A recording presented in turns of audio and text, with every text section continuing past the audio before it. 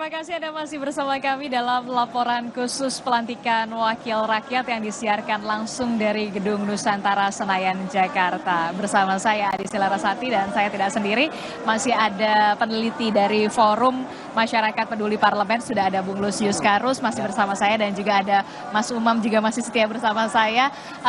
Ini tadi melanjutkan perbincangan kita ya Mas Umam ya. Apa sebenarnya yang perlu segera diperbaiki dari DPR? Harapan baru tentu saja ini banyak sekali yang disematkan bagi masyarakat, apalagi ini di pemerintahan baru Prabowo Gibran. Banyak sekali juga program-program prioritas, program-program andalan Prabowo Gibran yang harus dilaksanakan atau dijalankan, Mas Umam. Ya, secara kelembagaan DPR itu mendapatkan sorotan dari publik secara kritis ya, karena bagaimanapun juga bicara tentang approval rate dan juga public trust. DPR, partai politik memang mendapatkan sorotan yang sangat tajam dari publik. Dan hal itu memang berkorelasi dengan kinerja. Nah, oleh karena itu apa yang kemudian perlu dilakukan, setidaknya di fase awal perbaiki kualitas dari masing-masing anggota. Memang dalam konteks sistem elektoral, siapa yang mendapatkan suara itu yang menang. Tetapi kalau misal bicara kualitas, sebenarnya sistem bisa membackup itu. Misalnya satu anggota dewan harus diperkuat misalnya dengan berapa tim ahli yang memang betul-betul fokus pada konteks tupoksinya.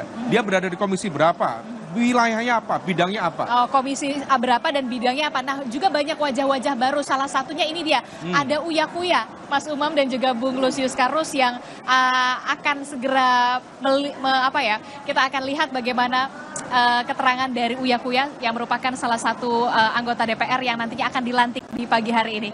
Kita simak bersama. Masalah pendidikan itu penting banget, apalagi Indonesia Emas 2045 ini harusnya bisa terjadi, apalagi Indonesia diuntungkan dengan bonus demografi tahun 2030 68% usia produktif. Tapi banyak contoh negara gagal yang memanfaatkan bonus demografi seperti Brazil dan Afrika Selatan. Karena ya mereka SDM-nya tidak ada matching skill dengan pekerjaan.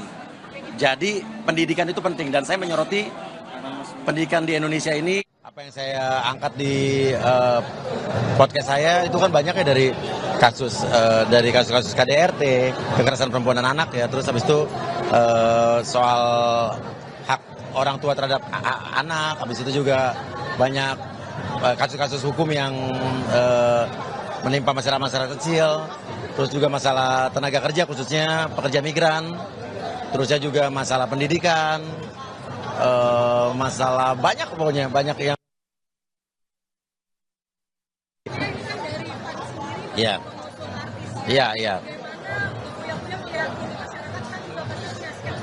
Nggak apa-apa, masyarakat skeptis nggak masalah. Tapi kan beri kesempatan buat artis yang terpilih ini untuk menunjukkan kerjanya. Apakah dia capable dan dia kredibel buat di situ.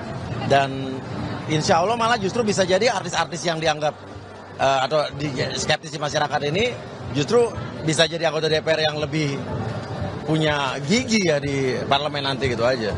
Kita lihat aja.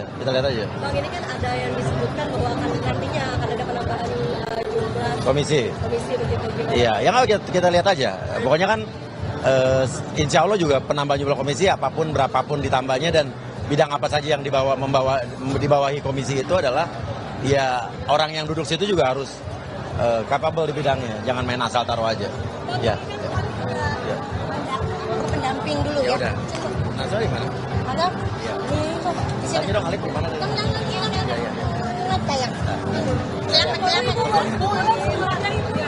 Hari ini gimana Ibu persiapannya?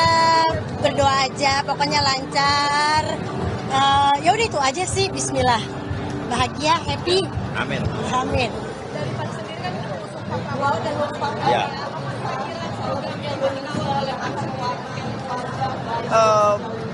Pokoknya intinya kita support, kita dukung apa yang dijadikan program Pak Prabowo dan Mas Gibran.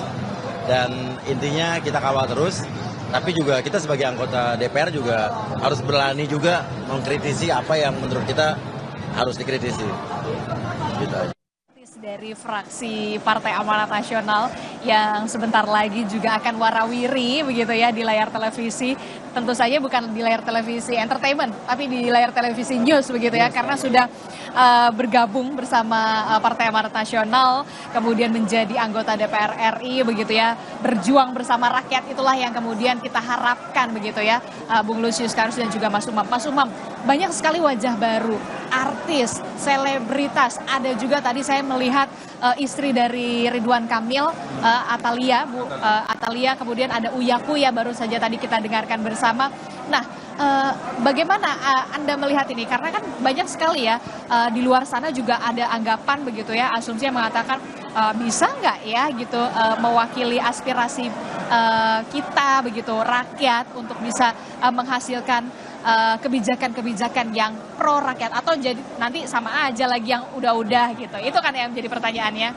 Iya, memang tantangan terbesar dari teman-teman yang bukan berlatar belakang politik atau pemerintahan, memang kemudian mereka harus membuktikan. Jadi ini adalah sebuah ajang pembuktian sekaligus juga untuk membangkitkan public trust tadi. Karena bagaimanapun juga seringkali di fase awal itu akan ada proses penyesuaian dan tidak banyak yang kemudian bisa melakukan akselerasi atau percepatan itu.